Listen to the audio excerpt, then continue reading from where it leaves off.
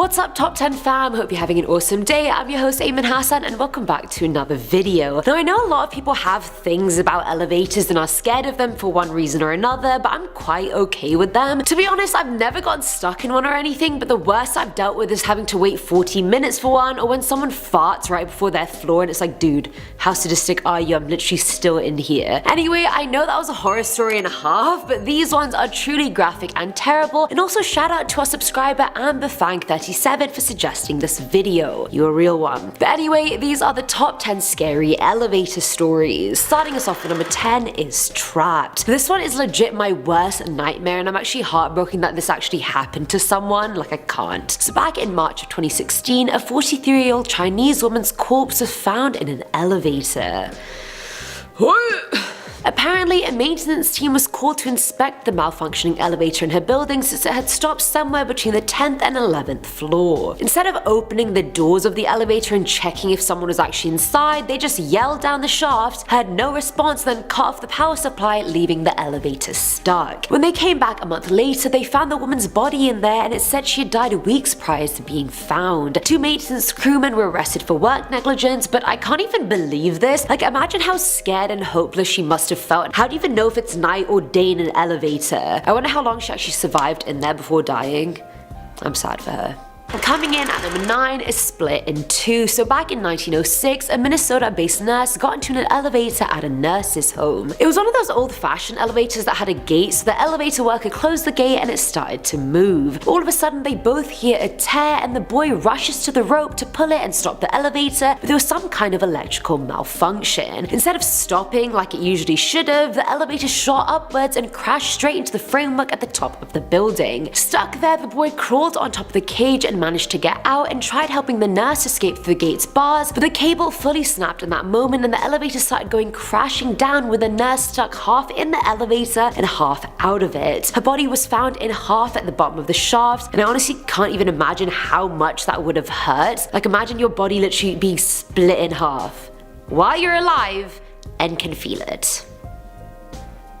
At number 8 we have the Bloodbath. The year was 1888, the location was the Bancroft building in San Francisco, and the time was around 5 PM, so that means everyone is coming home, rushing to get into their comfy clothes and relax and just chill and watch some TV. Was TV a thing back then? I don't really know. As 10 people piled into the elevator that was only meant to hold 8 people, things were going normally. The elevator started going down, but then they heard the loud snap. The cable broke and the elevator started hurtling downwards. It was going so fast through the stories that it actually broke through the flooring of the first floor and crashed into the basement. The people inside were a bloody mess when they were found. It was like the Red Wedding in there from Game of Thrones. You better get that reference, people. The elevator boy had broken his back, a man had broken his ribs and fractured his thigh, another person's lungs began to hemorrhage and they died as well. All the others were critically injured but managed to survive, but oh my god. Can you just imagine, like, the people on the floors could hear the people screaming inside? How, like, ominous is that?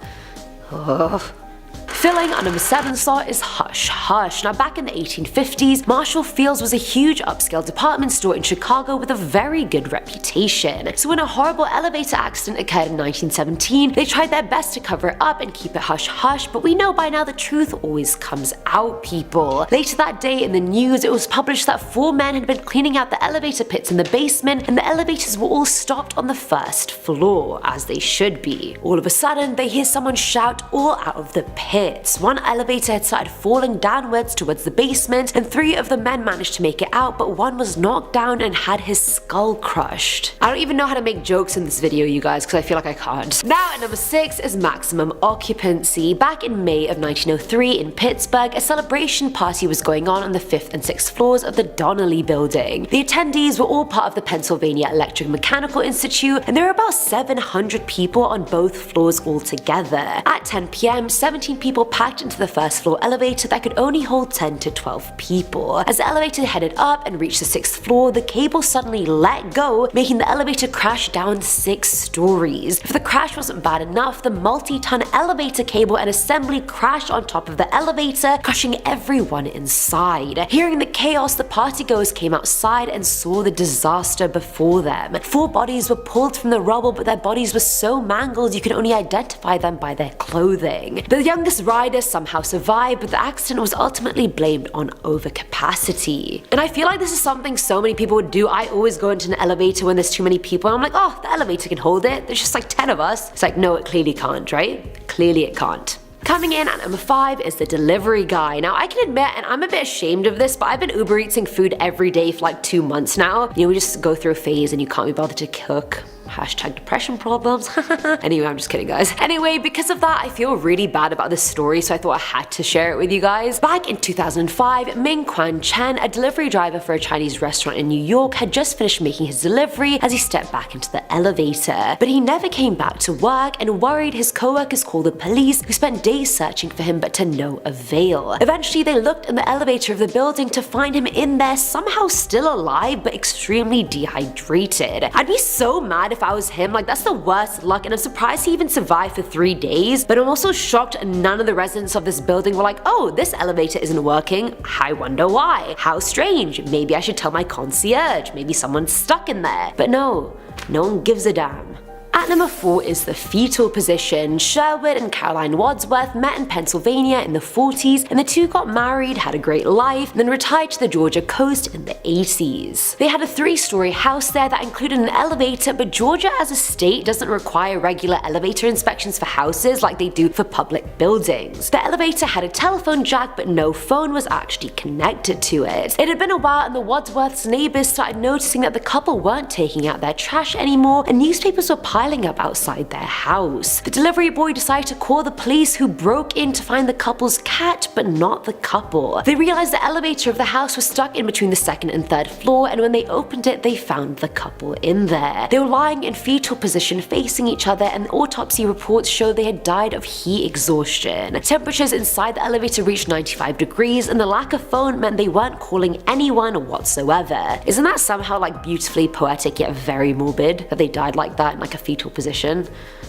Filling our number 3 slot is ELISA Lam, and I feel like a lot of people know her story, so I'll keep it more brief than usual. So back in 2013, 21-year-old ELISA Lam was staying at the Cecil Hotel in LA. Her body was discovered in the water tank on the roof of the hotel months after she died because guests kept complaining about the water tasting and smelling foul. But the night before her death, elevator footage was released, and it showed ELISA in the elevator acting very bizarre. She goes in and presses a button, but then keeps going in and out of the elevator, seemingly hiding from someone or scared of something. It looks like she's freaking out, and she keeps making very strange gestures with her hands that are probably flail like this, like she kept doing this. I know this is not a good representation, but you guys get what I mean. Some say she had taken too much of the medication she was using for her bipolar disorder, others say she took some other kind of drugs, and some even pointed to the paranormal. Either way, it doesn't make the footage any less chilling to watch. You guys will probably see it here, and it's just like, ugh. Now at number 2 is the Molotov cocktail. Now this one happened in December of 2011 in New York City. 73-year-old Dolores Giuseppe was going back to her 5th floor apartment, and so she got into the elevator. As the doors opened on her floor, a man called Jerome Isaac was waiting for her right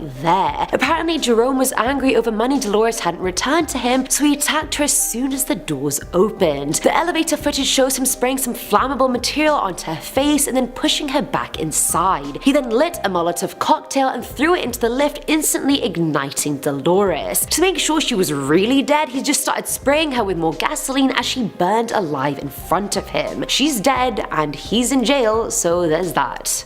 That's also pointless. Like, Jerome, you didn't even get your money back. You just killed someone and went to jail. Nobody won. And finally, at number 1 is decapitation. So back in 2003, elevator 14 was closed on the 2nd floor of Christus St. Joseph Hospital. Staff were told the elevator would be getting repaired for 4 days, so physician's assistant Karen Steino had been taking the stairs until she saw that the out of service sign was gone. She was waiting for the elevator with surgery resident Hitoshi Christopher Nikaido, and elevator 14 pulled up, which was nearer to Karen. She steps in and Hitoshi asks if that elevator is working, and Karen replies it most likely is. As Hitoshi stepped foot into the elevator, the door closed on him, pinning his shoulders. Pulling back wasn't working, and he couldn't force himself inside the elevator either, and the doors didn't just open like they usually would when they close on you. The elevator just started moving upwards, taking Hitoshi with it. The ceiling sliced off most of his head, but his left ear, teeth, and jaw were still attached to his body, which fell to the bottom of the shaft. If that's not horrific enough already, Karen got stuck in the elevator with half of his decapitated head for over an hour.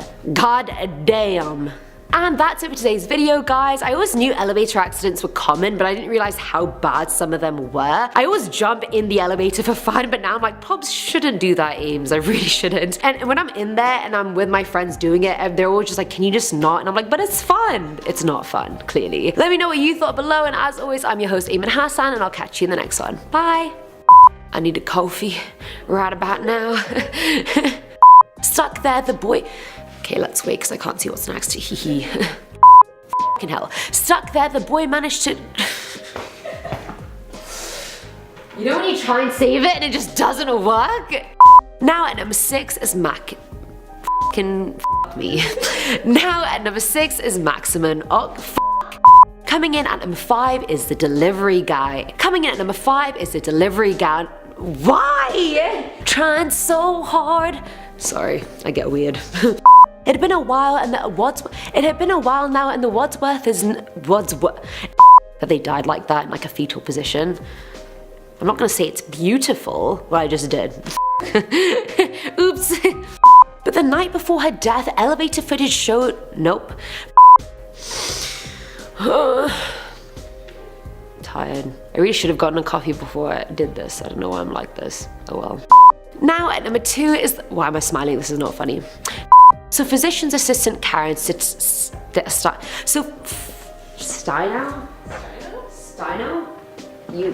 I trust you. Steino, okay. Physician's assistant Karen what did you say? Steino, okay, come on now. Karen Steino, okay. And that's it for it. So everybody goes bye.